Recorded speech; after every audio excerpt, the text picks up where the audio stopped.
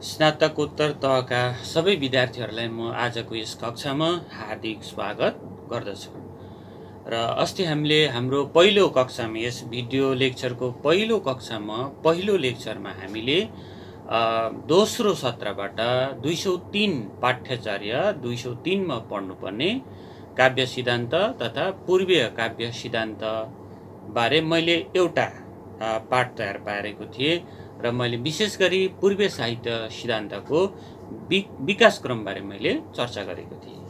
विकासक्रमको एउटा सामान्य रूपरेखा के कस्तो हुन्छ, कहाँबाट सुरु भएको छ पूर्वीय साहित्य सिद्धान्त, त्यसको सुरुवात कहाँबाट भयो, प्रारम्भ कहाँबाट र विकास कसरी हुँदै आएको छ र विभिन्न समयमा विभिन्न आचार्यहरूले के कस्ता सिद्धान्तहरू प्रतिपादन गर्दै आए भन्ने बारे मैले संक्षिप्तमा चर्चा गरेको थिएँ।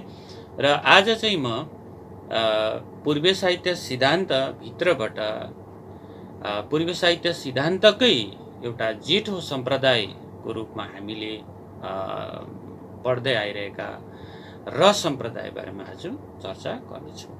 र रस सम्प्रदायलाई चाहिँ पूर्वीय साहित्य सिद्धान्तको जेठो सम्प्रदाय भनेर हामी भन्न सक्छौँ, किनभने रसको उल्लेख अथवा रसको सूत्र सर्वप्रथम बनाउने मुनि नै हुन्, आचार्य नै हुन् भरतमुनि। र उहाँले भरतमुनिले आफ्नो ग्रन्थ नाट्यशास्त्रमा रस सम्बन्धी चर्चा गरेका छन् र त्यहाँदेखि चाहिँ साहित्यको एउटा तत्त्वको रूपमा रसबारे व्याख्या विश्लेषण हुने क्रम सुरु भएको हामी पाउँछौँ। तर रस भरतमुनिबाट मात्रै सुरु भयो रसको कुरा भन्ने पनि होइन। रसको चर्चा चाहिँ धेरै अघिदेखिकै भएको हामी पाउँछौँ। रसलाई विभिन्न अर्थमा रसलाई अर्थाइएको हामी पाउँछौँ। रस भन्नाले त सामान्य हामी फलफुलको रस, सब्जीको रस, औषधिको रस भनेर हामी सामान्य रूपमा पनि रस भनेर हामीलाई थाहा भएकै कुरा हो। जल पनि एउटा रस हो, औषधिभित्र पनि रस हुन्छ, फलफुलमा पनि रस हुन्छ। यसरी विभिन्न प्रकारको रसहरू हामी चिन्दछौँ, जान्दछौँ। तर ती रसहरू भन्दा काव्य रस बेग्लै कुरो हो। काव्य रस भनेको काव्य आनन्दको, काव्यानुभूतिको कुरा आउँछ र त्यो आनन्दानुभूति सच्चिदानन्द पनि भनिएको छ है। आनन्द अनुभूति, काव्यानुभूति, काव्यानन्द भनेर यसरी थुप्रै शब्दहरू पदहरूले काव्य रसलाई बुझाउने गरिएको हामी पाउँछौँ र हामीले त्यसरी पढ्दै आइरहेका हुन्छौँ।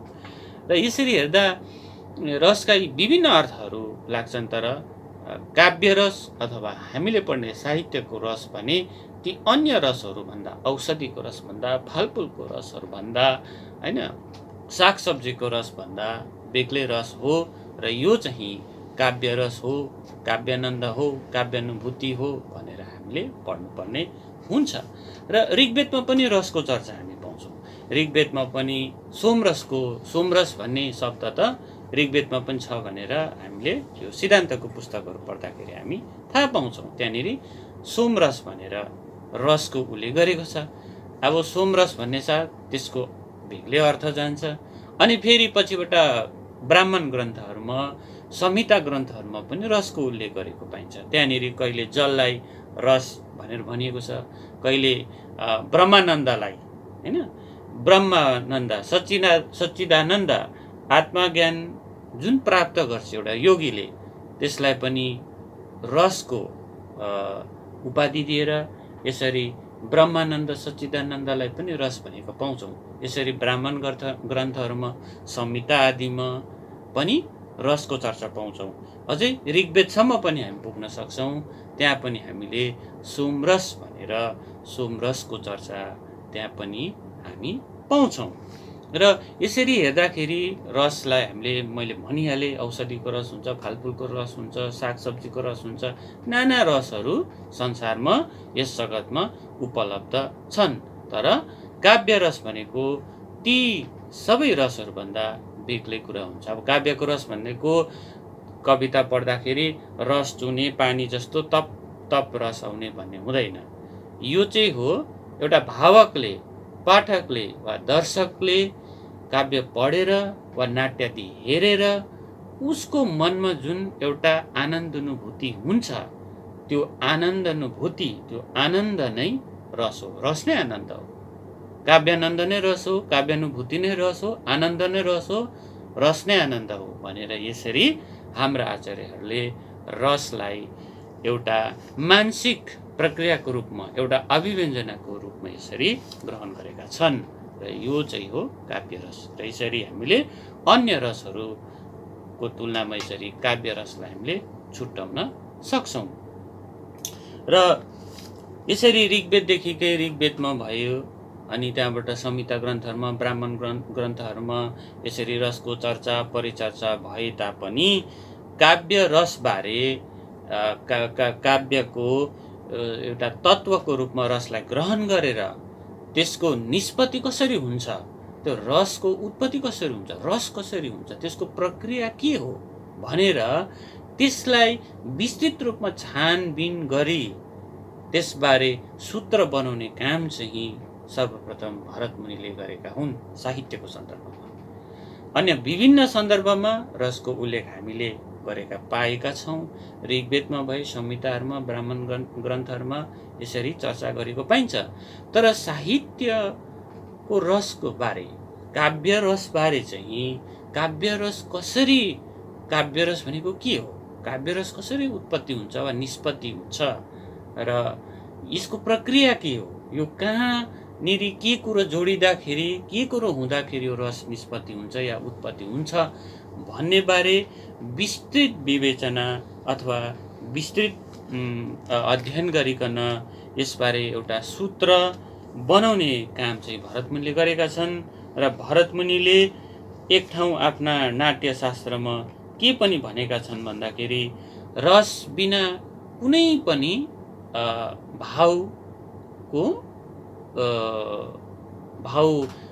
कुनै पनि भाव सृजना हुन सक्दैन अथवा भनौँ कुनै पनि अर्थ आउन सक्दैन भन्ने कुरा पनि भरत मुनिले गरेका छन्।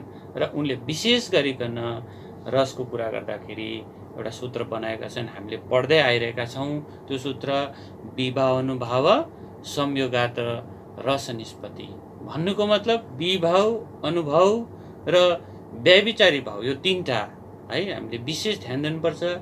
विभाव, अनुभव र व्यभिचारी भाव, यो तीनटाको संयोग भएपछि, तीनटाको जोग भएपछि चाहिँ रसको निष्पत्ति हुन्छ अथवा रसको उत्पत्ति हुन्छ भन्ने सूत्र चाहिँ भरत मुनिले बनाएका हो। र यस सूत्रलाई हामी अहिले राम्ररी यसलाई बुझ्ने चेष्टा गर्नेछौँ, किनभने रस कसरी हुन्छ त, काव्य रस कस्तो हुन्छ, यसको उत्पत्ति अथवा निष्पत्ति भन्नुभएको छ भरत मुनिले।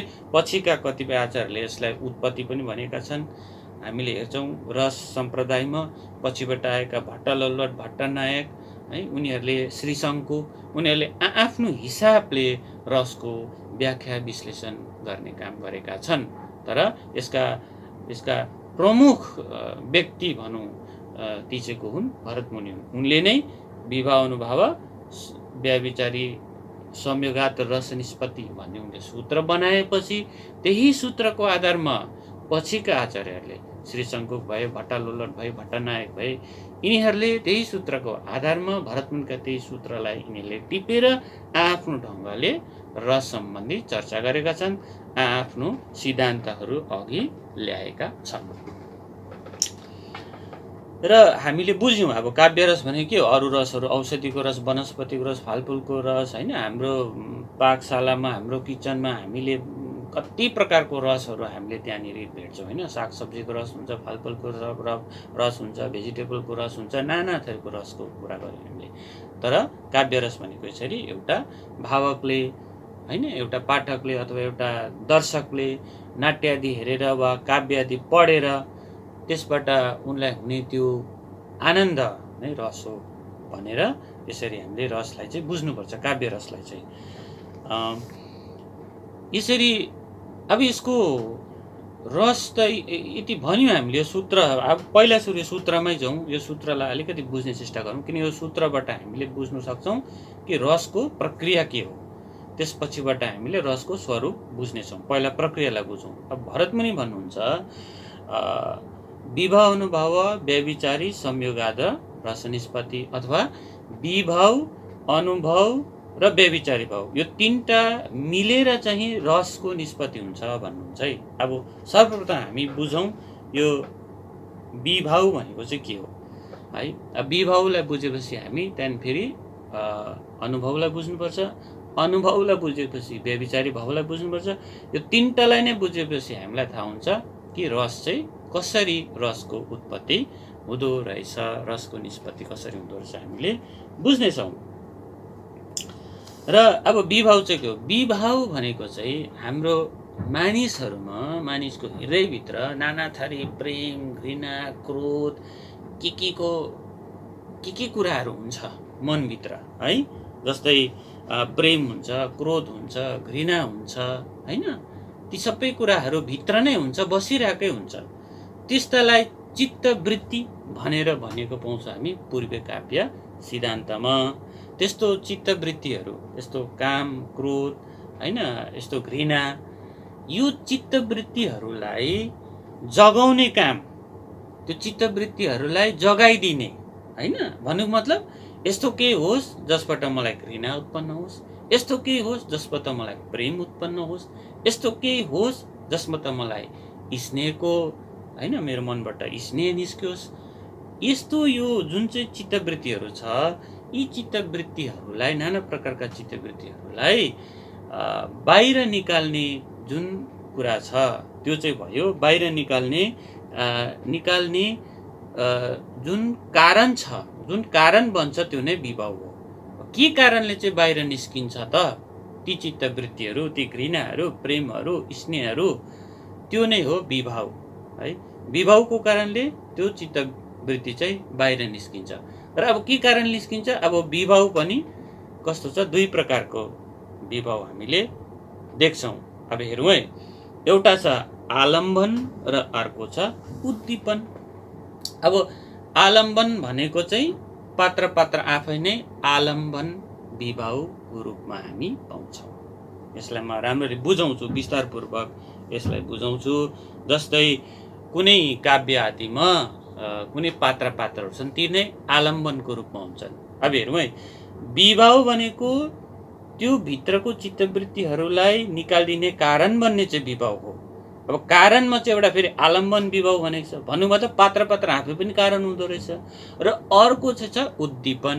उद्दीपन भनेको चाहिँ त्यो आलम्बन विभावलाई सहयोग गर्नु आउने कुराहरू चाहिँ फेरि उद्दीपन हुन्छ। जस्तै आलम्बन विभावमा पात्र आफै आलम्बन हुन्छ। हामीले शाकुन्तल महाकाव्य पढेको छौँ।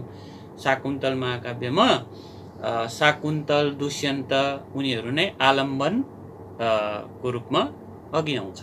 ठिक छ।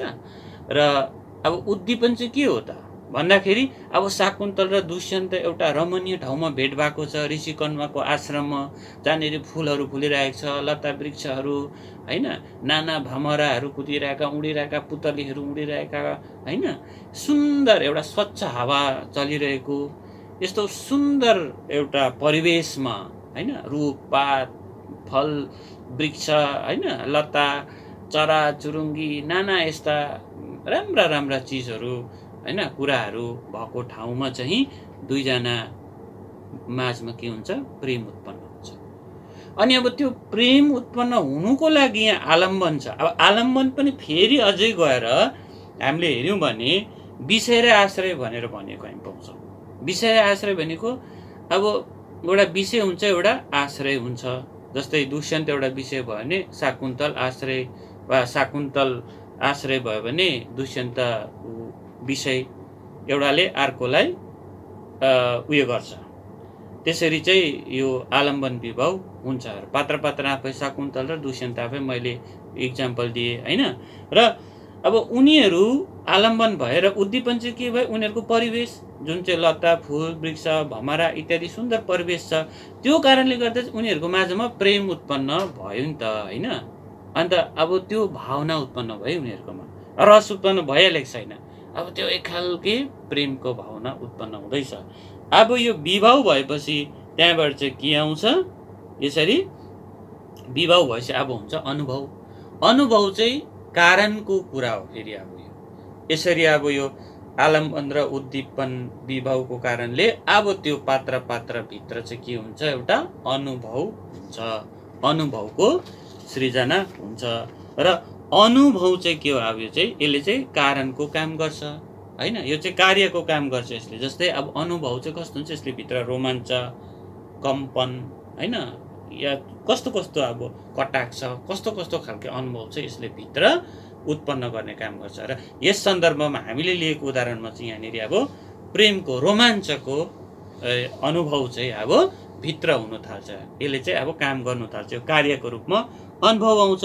त्यसपछि चाहिँ आउँछ एउटा व्यभिचारी भाव अथवा सञ्चारी भाव। अब यसलाई चाहिँ स्थिर रूपमा रहने मानिसको मनभित्र धेरै प्रकारको यस्ता व्यभिचारी सञ्चारी भावहरू हुन्छ हैन। जस्तै अब हामीले पूर्व काव्य सिद्धान्तमा हामीले यो निर्वेद, आवेग, यो श्रम, मद, उग्रता आदि भन्ने इत्यादि जम्मै मोटामोटी 33 प्रकार जति यस्ता व्यभिचारी अथवा सञ्चारी भावहरू विद्यमान हुन्छ भनिएको छ।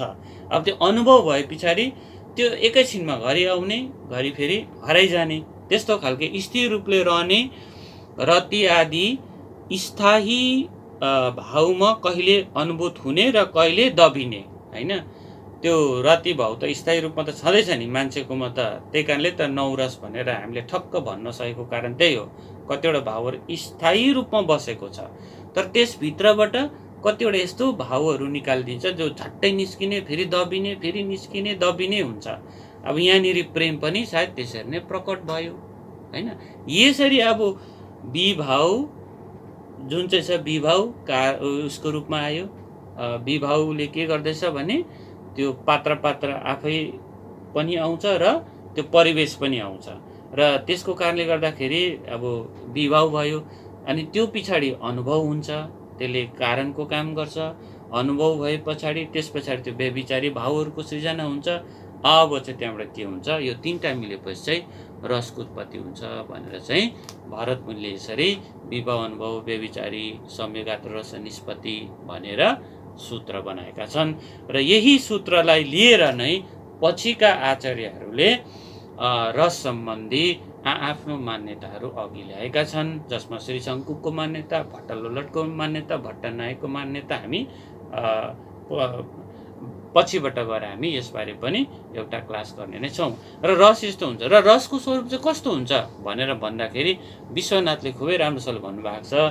विश्वनाथले भन्नुहुन्छ रस भन्ने चाहिँ चिन्मय हुन्छ, रस भन्ने ब्रह्मानन्द सहोदर भनेर भन्नुभएको छ। भन्नुको मतलब ब्रह्मको सहोदर, ब्रह्मको उदरबाट एउटै पेटबाट निस्केको भनेर सच्चिदानन्द भनेर भन्नुभएको छ रसलाई। भन्नुको मतलब योगीहरूले आत्मज्ञानद्वारा प्राप्त गर्ने जुन सच्चिदानन्द छ, जुन चाहिँ आनन्द छ, जुन आनन्द अनुभूति छ, त्यस्तै आनन्द अनुभूति, त्यस्तै आनन्द चाहिँ एउटा भावकले अथवा एउटा दर्शकले चाहिँ नाट्यादि हेरेर, काव्यादि पढेर त्यस्तै अनुभूत गर्छ भनेर रसलाई चाहिँ यसरी सर्वश्रेष्ठ माथि पुर्याएर राखेको हामी पाउँछौँ। विश्वनाथले यसरी रसको स्वरूप बताउँदाखेरि यो आफै उद्रेक हुने हैन, त्यो पाठकको त भावकमा आफै हुने, यो सच्चिदानन्द हुन्छ, परमानन्द हुन्छ र ब्रह्मानन्द स्वरूप हुन्छ यो, र ब्रह्मानन्दको सहोदर पनि हुन्छ यो हैन। एउटै उदरबाट निस्केको, ब्रह्मको एउटै उदरबाट निस्केको त्यो आनन्द पनि रस पनि